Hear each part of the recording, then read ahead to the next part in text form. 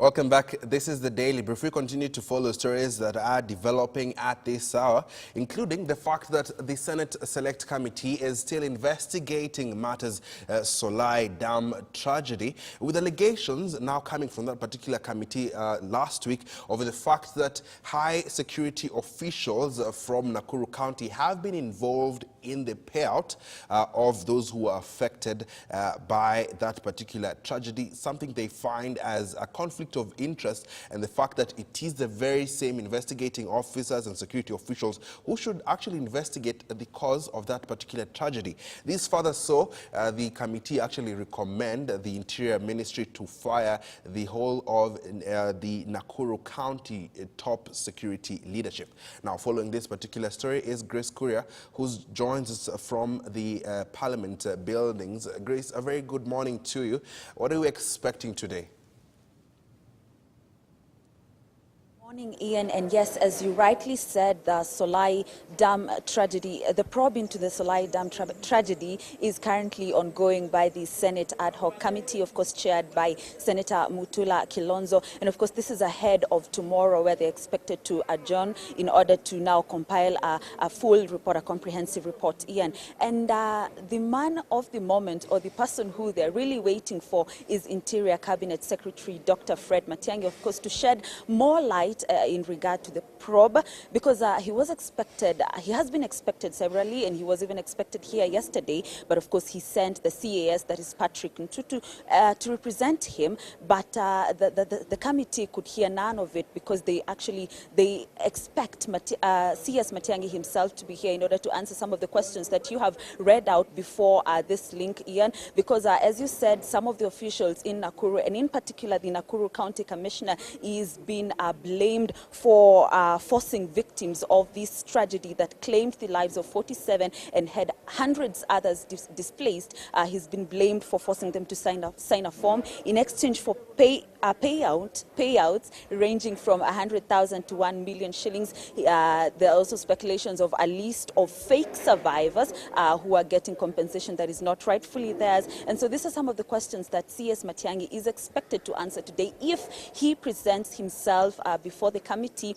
But we are made to understand that he could not be appearing, but I'm yet to ascertain that. He could send the CAS, Patrick Ntutu, but that is yet to be confirmed, Ian. So currently the DPP, Nordin Haji, is in front of the committee, but it is we're not allowed to be present during that when he's in front of the committee, Ian. And of course, after DPP Nordin Haji and of course Matiang'i, we expect Nakuru Governor Lee Kinyanjui to be here, and of course the Patel Dam owner himself to answer some of the questions that this committee has. Of course, Ian, this is, as I had said earlier, ahead of tomorrow's adjournment for them to come up with a comprehensive report, because Nakuru residents, Solai residents are waiting. The country at large is waiting for answers as to how this dam, busted, and of course, because there are speculations that, it was illegal, they're not supposed to have dams over there, and so these are some of the questions that are expected to be answered out of the probe, Ian.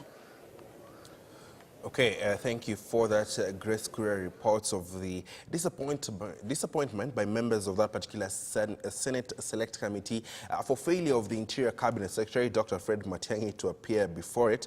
But also she says that currently we have the Director of Public Prosecutions, Nordin Haji, who's appearing before that committee in a closed door meeting.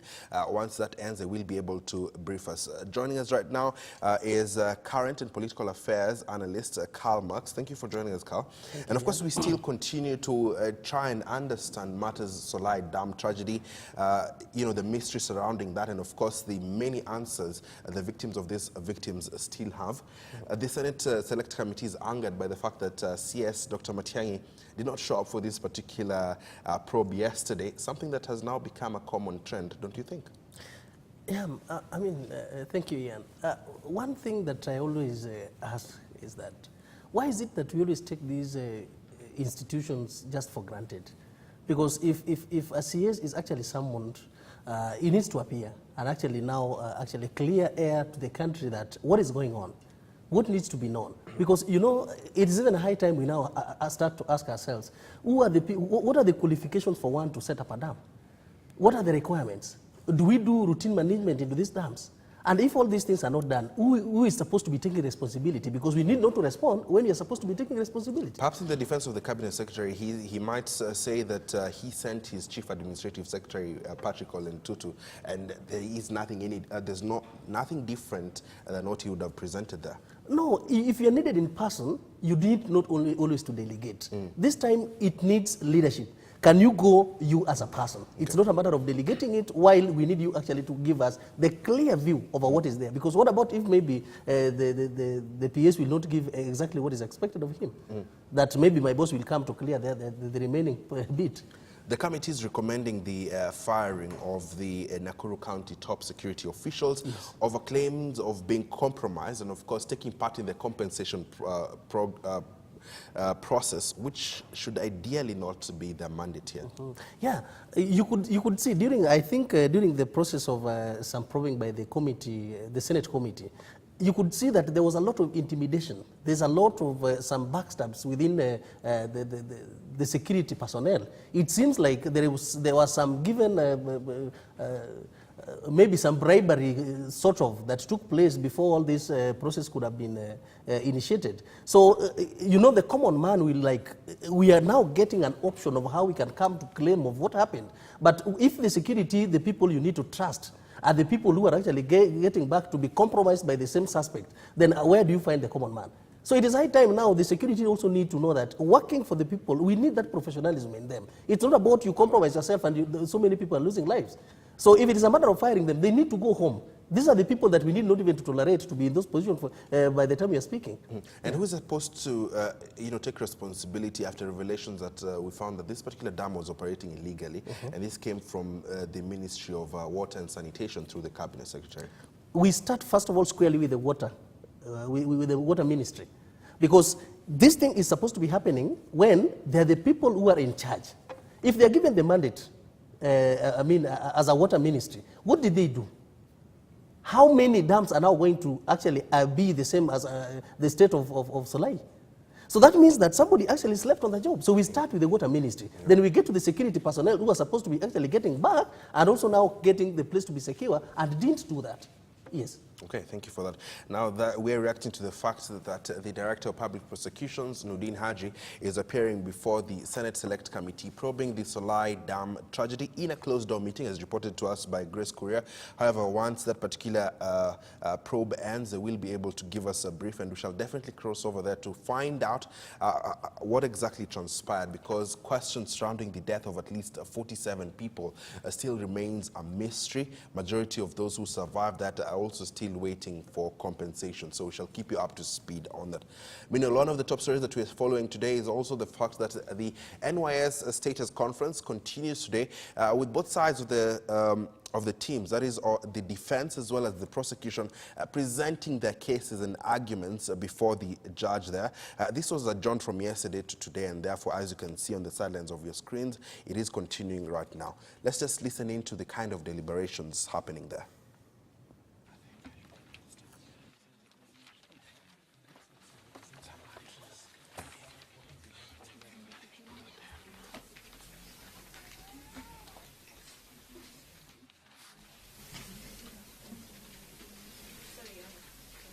You are not, you want some time?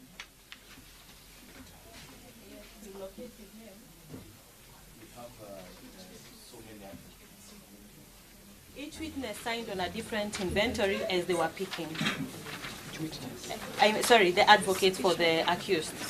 They sent representatives, so each signed on a different inventory. We don't have one compiled inventory. Yes, Your Honor. Due to the fact that they were picking at different times. Yes. Yes, Your Honor. Okay.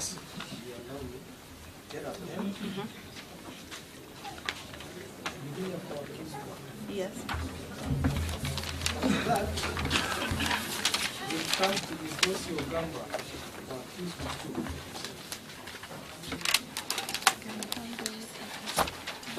Accused 3 is Mr. Njenga. For accused 4 is Mr. Mwakio. And we just take Yes. Accused 5, Mr. Odieso. Accused 6, Mr. Walubi. Accused 7, Mr. Ombeta. Accused 8, Mr. Gachubi. Yes. Accused 9, Bill. Yes, Your Honor. Accused 10, Ogutu. Ogutu just left him. Where is Mr. Ogutu? He has walked out again. Anyway, it's Mr. Ogutu. For 11, Mr. Ogutu. For 12, Mr. Mugeni. For 13, Mr. Walubi again. For accused 14, Mr. Eshuchi. I hope I've pronounced it right. For accused 15, Mr. Gashubi again. Accused 15 appearing with Julia Kiget, holding the hip position. Now for accused 16, Kabua. Also for accused 17.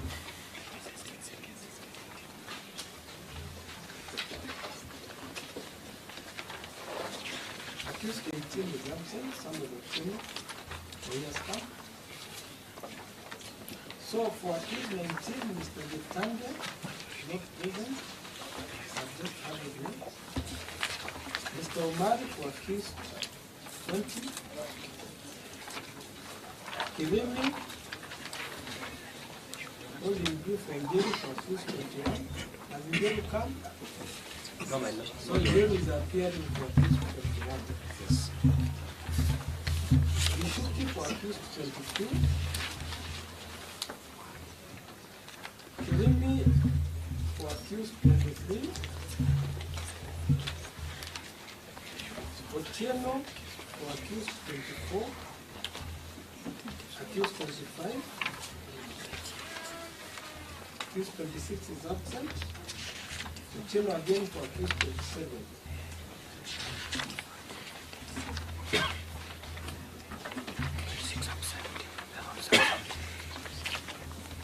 Juma for accused 28. Miss Kinge. The loading is brief. Ogutu again for accused 29. Mr. Wangalwa for accused 30 and 31.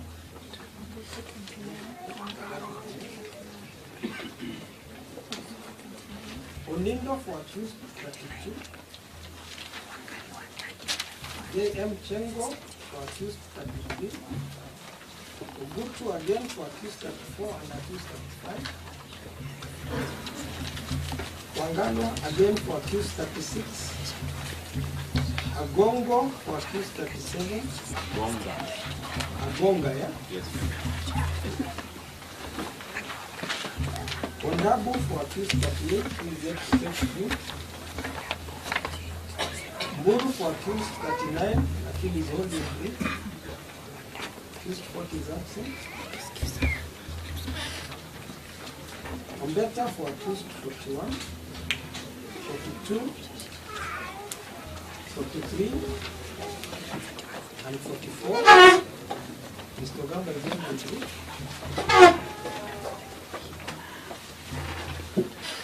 Karoki for 45, that is Karoki, Kianza, and Kangali. I don't know who is that. 45. Miss Mugula holding brief for Bilingi, so it's Bilingi to accuse 46. Second is absent.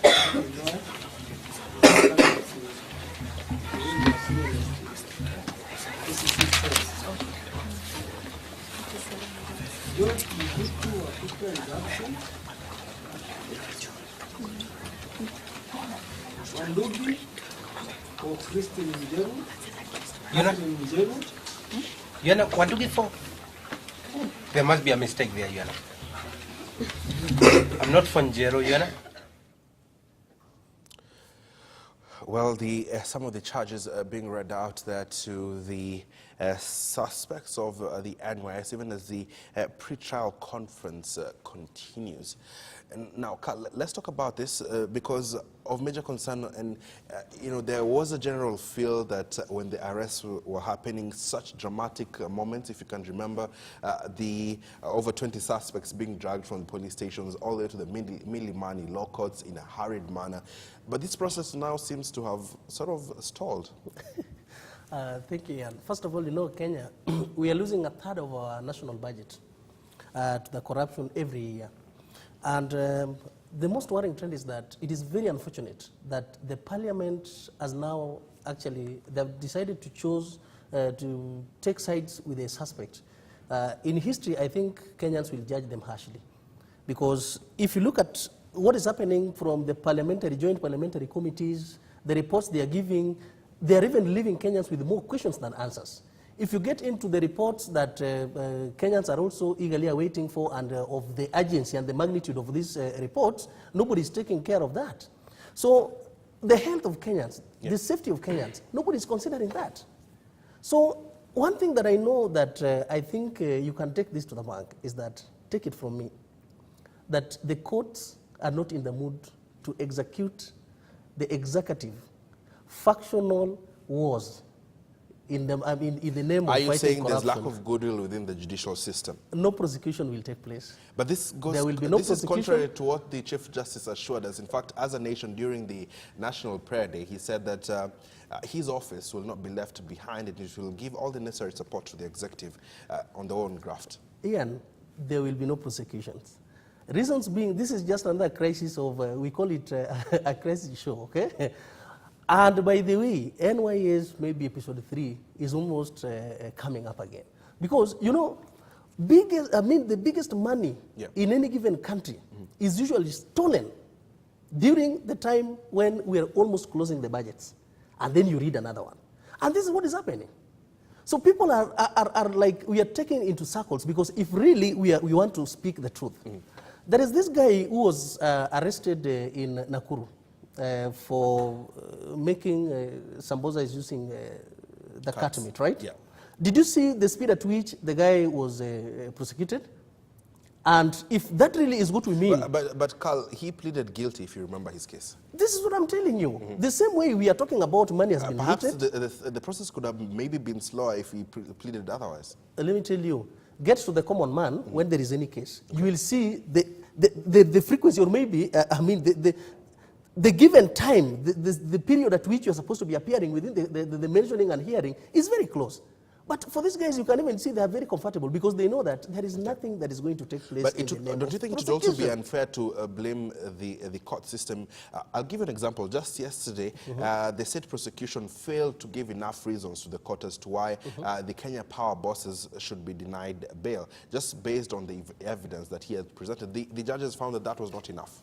You know, I'm one person who believes that human rights cannot be violated in terms of denying them bails. Yeah. But if they have looted the money, okay, give them that bail. But can you stop them from moving, restrict them? The word is restrict them from moving from one place to the other in terms of their offices, and then also intimidating or maybe interfering with the witnesses. Those are some of the rules that very they were good. given. So from there, then they have to hand over the passports to the office. Correct. They have to keep away from the witnesses as well as the very same offices in which they were working under. Very well. And once that has happened, now can we speed up these cases so that we also inspire the public confidence in terms of these cases? Because by the magnitude of these cases is not even much important as the one of a guy maybe making samosas using the cat meat. You understand? So these are the ones that we needed somebody, actually, we needed somebody to be behind bars. Not only being behind bars, the assets and recovery agencies, we need them now to actually recover the money and also freeze the assets of any person involved in the Corruption Act. That is what we need to hear. But if we take this process, because the DPP, the one institution that I think is really working hard is the DPP. You can realize that now, they have realized that the tactics are changing. They have changed the attack. They have changed the tact by actually Who exactly deviating. has changed the tact? the DPP. Yes. They have changed the tact by deviating now from actually relying so much in terms of the charges spelled within the penal code, Okay. and thus they're now using much on the ones embedded within the Act of the Parliament. Okay. Because various Act of the Parliament now give the avenue actually to get these people, and they can be arrested without any. Well, you say DPP has been doing a good job, and of course the public might agree with you, but there are also a section of Kenyans who are concerned, or rather are pointing out to the fact that the DPP is no longer waiting for evidence from the Ethics and Anti-Corruption Commission. Why do you think this is the case? Because they're supposed to work together, the office of the DPP, the EACC, as well as DCI. So simple thing, they only need to actually advance more. Let them work more in terms of their coordination, in terms of their collaboration. It's supposed to be within all the agencies so that they handle the scandals effectively with a lot of efficiency. Could it be possible that the office of the DPP has seen there isn't much coming from EACC? Precisely, yes, because you could realize there's a time that he was also complaining of the same, that most of the cases are actually, the investigations are done shoddily, that you cannot present any, and they cannot stand within the court. So therefore, if he has other avenues on how these things can be done in the best way so far, then we need actually to encourage them. But you cannot have laxity within one of the agencies to stop you from prosecuting the people who have actually looted the money.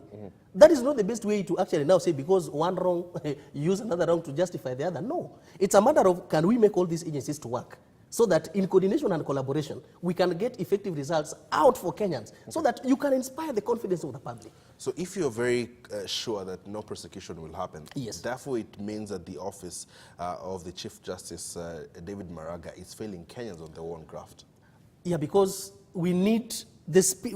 Can we fasten our speed in terms of this process?